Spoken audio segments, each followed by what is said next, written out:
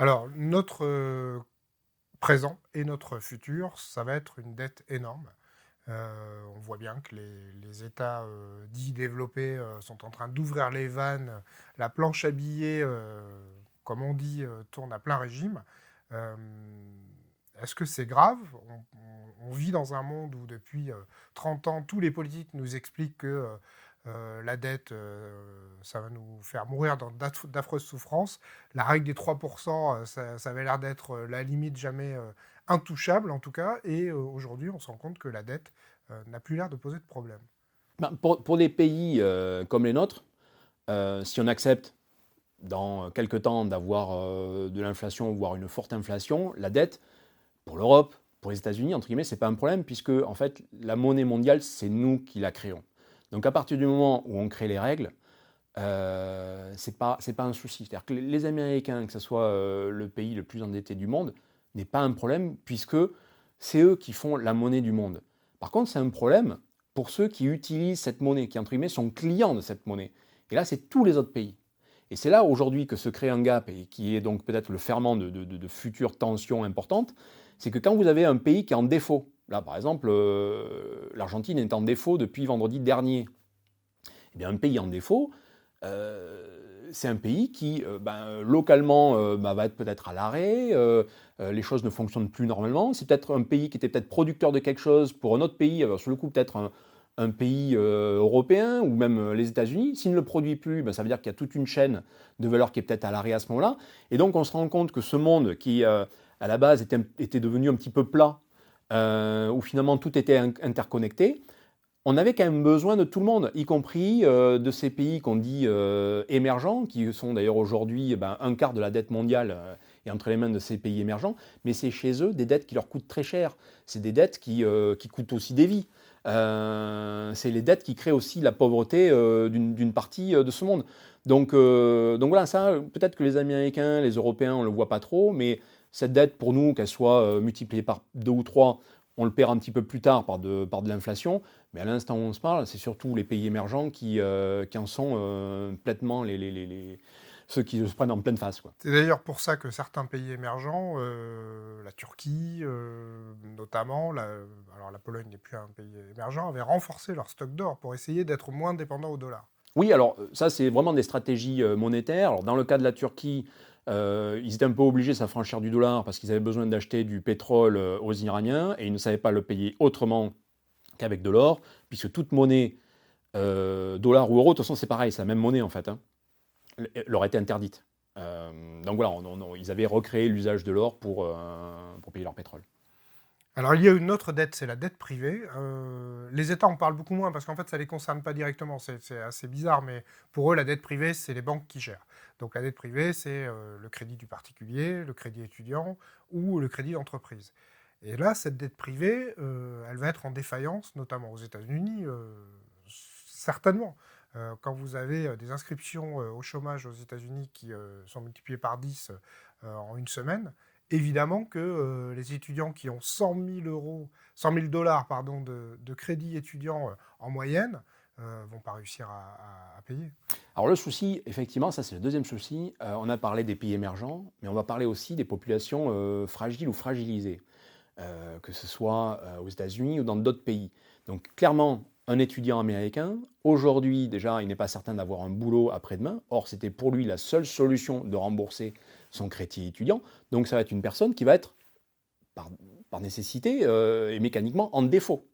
Et donc là, en fait, sur ce modèle, moi je dirais qu'on va même beaucoup plus loin que notre raisonnement autour de la dette, mais c'est notre modèle monétaire.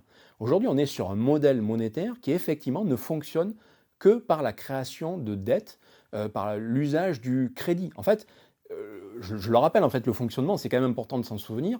Aujourd'hui, la monnaie, elle est créée parce qu'on a une banque qui, lorsqu'on fait un dépôt, imaginons je dépose 10, cette banque va être capable de créer 100, parce qu'elle a des fonds propres aussi. De Donc garantir. voilà, donc 10 plus ses fonds propres, elle est capable de créer de la monnaie. Donc en fait, là, on est sur le dépôt qui crée le crédit. Parce que quand elle crée de la monnaie, en fait, elle crée du crédit pour un autre. C'est-à-dire qu'une banque, c'est ça qui est fabuleux. On va chez elle pour lui demander, je sais pas, 10 000 euros pour acheter une voiture. À ce moment-là, elle crée ex nihilo 10 000 euros qui sont versés sous forme de ce crédit qu'on va rembourser ultérieurement. Chaque fois qu'on le rembourse, d'ailleurs, à ce moment-là, la monnaie est détruite. Donc, dans ce sens, c'est le crédit qui va créer le dépôt. C'est-à-dire qu'on a un crédit, mais il crée le dépôt, puisque ce dépôt, ensuite, ces fameux 10 000 euros qu'on reçoit qui vont permettre d'acheter la voiture. Donc on est sur ce système, en fait, aujourd'hui, c'est notre système monétaire, où cette création, cette destruction de crédit crée l'usage de la monnaie. Mais en fait, c'est un usage dont on voit les limites aujourd'hui, parce que déjà, le crédit, c'est peut-être pas quelque chose d'ultra vertueux. À une époque, notamment au Moyen-Âge, c'était même interdit, passible de peine de mort. Il n'y avait que certaines populations qui avaient le droit d'être banquiers pour proposer des crédits aux gens avec usure, etc. Aujourd'hui, c'est une évidence. À d'autres époques, c'était interdit, passible de peine de mort. Et même aujourd'hui encore, dans certains modèles de finance, le crédit avec usure est aussi interdit. Donc on voit, ça appauvrit les gens, parce que finalement, cette circulation de monnaie elle n'est pas efficace, il y a de la perte de valeur, et ça nous pousse aussi dans une croissance artificielle. Et donc dans le monde dans lequel on se trouve aujourd'hui, je pense que les choses commencent un petit peu à être comprises, mais un système où, par notre modèle monétaire basé sur la dette, on est obligé d'être dans une croissance infinie pour entretenir en permanence ce fonctionnement de monnaie, parce que s'il n'y a plus de crédit, il n'y a plus de monnaie, s'il n'y a plus de monnaie, il n'y a plus de circulation monétaire, tout le monde reste chez soi, on plante des poireaux dans son jardin, on ne peut pas parler avec son voisin parce qu'on n'a pas de monnaie pour échanger les choses avec lui, et le monde est revenu au Moyen-Âge. Vous êtes en train de nous décrire le confinement, là. Mais là, voilà. Donc c'est ça ce qui est en train de se passer. Ce qui est en train de se passer, c'est ça. On est en train de découvrir un monde où il n'y a plus d'échange, de circulation de toute nature, et donc notamment aussi monétaire. Donc c'est peut-être l'occasion de prendre du recul, de réobserver un petit peu comment on fonctionne et de se dire que ce modèle dans lequel on est depuis, allez, on va dire, 70 ans, bon même peut-être un petit peu plus, mais pas beaucoup plus, hein, puisque le modèle étalon or du 19e siècle était un modèle différent, et on a eu des modèles avant avec des monnaies locales, etc., qui existaient. Donc on est dans un modèle qui est assez récent, mais comme on est dedans depuis plus d'une génération humaine, on a l'impression que ça a toujours existé. Non, c'est comme si surtout on était dans une forme de prison, et qu'on n'avait pas relevé la tête pour voir ce qu'il y avait derrière de l'autre côté des barreaux, et qu'on ne s'était pas aperçu qu'il y avait de l'herbe verte en fait. Et le problème, il est un petit peu là, et je pense que ce grand confinement va peut-être aussi nous aider à prendre du recul, et on le voit aujourd'hui sur l'émergence de certains nouveaux usages. Alors, peut-être qu'aujourd'hui, les crypto-monnaies, notamment ceux qui attendaient le grand soir, etc., ils ne se produisent pas, donc ce ne sont pas nécessairement des actifs, en fait, totalement anti-crise, comme certains pouvaient l'imaginer. Ce n'est pas non plus des actifs qui vont rendre les gens millionnaires, comme d'autres pouvaient l'imaginer. Mais en tout cas, les fondamentaux des crypto-monnaies, des crypto-actifs, dans lesquels nous aussi, d'ailleurs, on s'inscrit chez Okov, Veracash et notamment Verawan, on est en train de réinventer un système où ce ne serait plus basé nécessairement sur le modèle de confiance qu'on peut avoir aujourd'hui sur notre modèle monétaire, sur notre modèle bancaire, mais qui est en fait un modèle de confiance que je dirais qui est foireux, parce qu'en fait, la confiance aujourd'hui, pour qu'elle fonctionne, il faut déjà qu'on ait confiance dans nos États. Donc là, on fait un petit sondage, avez-vous confiance dans votre État avec en ce moment des États qui n'ont pas su gérer des masques, qui n'ont pas su gérer des respirateurs, je pense qu'on doit être proche de 10%. Quoi. Donc confiance des États, donc ça veut dire s'assurer que ce sont des gens qui sont capables de nous protéger de risques systémiques. Confiance dans les banques, donc s'assurer que ces banques ne feraient pas faillite, que ces mêmes banques aient confiance dans leurs clients pour que ces mêmes clients ne fassent pas défaut, et qu'in fine, on ait confiance dans la bonne fin des opérations, donc voulant dire au passage qu'on ait fait toutes les vérifications de l'identité du client, de la bonne fin de l'opération, de l'origine des fonds, etc. Bon, tout ça c'est complexe, c'est lent, c'est cher, c'est nul. Alors c'est complexe, mais c'est la définition même de la monnaie. En tout cas de la monnaie comme on la voit traditionnellement dans nos économies modernes. Aujourd'hui. Hein, c'est monnaie égale confiance. Égale confiance. Mais dans un système... S'il n'y a pas de confiance, il n'y a pas de monnaie. Il n'y a pas de monnaie, mais cette confiance, ça peut être créée d'autres manières. Aujourd'hui, cette confiance est en fait une confiance basée sur de la vérification. En fait, c'est de la confiance qui est basée, in fine, sur de la non-confiance. C'est-à-dire, pour avoir cette confiance, je me mets dans une posture de faire toutes les vérifications nécessaires, puisque de base, je n'ai pas confiance. Donc en fait, aujourd'hui, ce n'est même pas une monnaie de confiance qu'on utilise, c'est plutôt des monnaies et des systèmes monétaires de non-confiance. Et où en permanence, on est à lutter sur cette non-confiance pour arriver à recréer un semblant de confiance, qui d'ailleurs ne marche pas. C'est la raison pour laquelle les cryptos émergent parce qu'elles ont un modèle mathématique qui est quand même encore, 10 ans après, toujours plutôt robuste et éprouvé, qui fait que globalement la confiance, elle est plutôt solide parce qu'elle n'est plus entre les mains d'humains, et entre les mains d'algorithmes assez robustes et qui justement, eux, permettent d'assumer cette confiance vite, efficacement et quasiment pour des coûts gratuits. Et c'est pour ça que nous, par exemple, sur des modèles comme Veracache ou même surtout VeraOne, ça nous semblait vraiment primordial de s'inscrire dans cette logique, parce que si on veut réinventer le modèle monétaire de demain, c'est pas en s'achetant une petite machine d'imprimerie pour faire des billets qu'on va le réinventer. Le modèle monétaire de demain, on va l'inventer avec ce genre de technologie, avec des sous-jacents qui, sur le coup, seront peut-être aussi un peu plus solides que ceux que l'on connaît aujourd'hui. Alors, vous savez bien que les économistes traditionnels reprochent aux monnaies privées de n'avoir jamais fonctionné. Et donc là, ce que vous venez de décrire, c'est clairement une monnaie privée, puisqu'elle n'est plus établie sur la confiance d'État.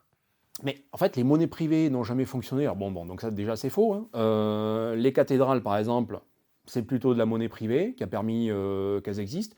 Avoir un projet sur 100 ans créé à partir de monnaies privées, qui sont donc des monnaies entre guillemets, de zones locales, des monnaies d'une ville donnée. Alors ok, c'est des monnaies qui viennent des bourgeois de la ville, c'est des monnaies qui viennent du clergé de la ville, etc. Mais c'est des projets locaux étalés sur 100 ans. Il n'y a pas de notion de crédit. Ça fonctionnait plutôt bien. Mais après, on était sur des systèmes d'une circulation monétaire qui était différente, peut-être d'une forme de monnaie qui était peut-être un petit peu plus fléchée. C'est pas comme ça qu'il l'appelait, mais c'est aujourd'hui, quand on veut recréer des monnaies complémentaires ou des monnaies locales, et même sur le coup, je prends le cas de Veracache, on rentre complètement là-dedans, on est sur ce genre de modèle. Quand on impose, par exemple, à nos clients ce qu'on appelle l'oxydation, donc qui est en fait les frais de garde ou les frais de demeurage, pourquoi on a mis en place? Parce qu'on souhaite que ces gens utilisent le Veracache, le faire circuler, et ceux qui ne le font pas circuler, qui ont décidé que c'était la thésaurisation, c'est eux qui sont ponctionnés. Et donc, en fait, comment dire, la richesse se crée non pas par la quantité de richesse que vous avez accumulée, mais par la quantité de richesse que vous faites circuler. On n'a jamais dit que ça devait être lié à du crédit ou à de la dette. La richesse, ou éventuellement même la croissance, et qui peut sur le coup être une croissance verte, elle ne vient que de la rapidité de la circulation de la monnaie. Ça, on ne l'a pas inventé avec la monnaie d'État, on l'a inventé avec la monnaie privée. Au début, c'était des coquillages, c'était du sel. Au Moyen-Âge, c'était des monnaies locales. Et demain, ce sera des crypto-monnaies que moi j'appelle des monnaies open source, parce qu'en fait, elles ne sont pas entre les mains d'État, elles ne sont pas entre les mains de banques, elles ne sont pas non plus entre les mains d'organismes centralisés, elles sont entre les mains de tous les utilisateurs, et il n'y en a pas un qui est capable de prendre le leadership sur cette monnaie pour dire, en fait, c'est moi qui l'ai inventée, qui l'ai faite. Non, on est sur quelque chose qui correspond peut-être à ce qu'on a envie de mettre en place aujourd'hui, on en a bien besoin, c'est de l'intelligence collective. Et bien cette intelligence collective, il faut la retrouver aussi au niveau de la monnaie. Et c'est maintenant que c'est en train de se créer. Il faut que tout le monde, un petit peu, peut-être un peu de manière un peu libertaire, aille dans cette logique, parce que le monde d'après ne peut pas de toute manière être comme celui qu'on a vécu avant.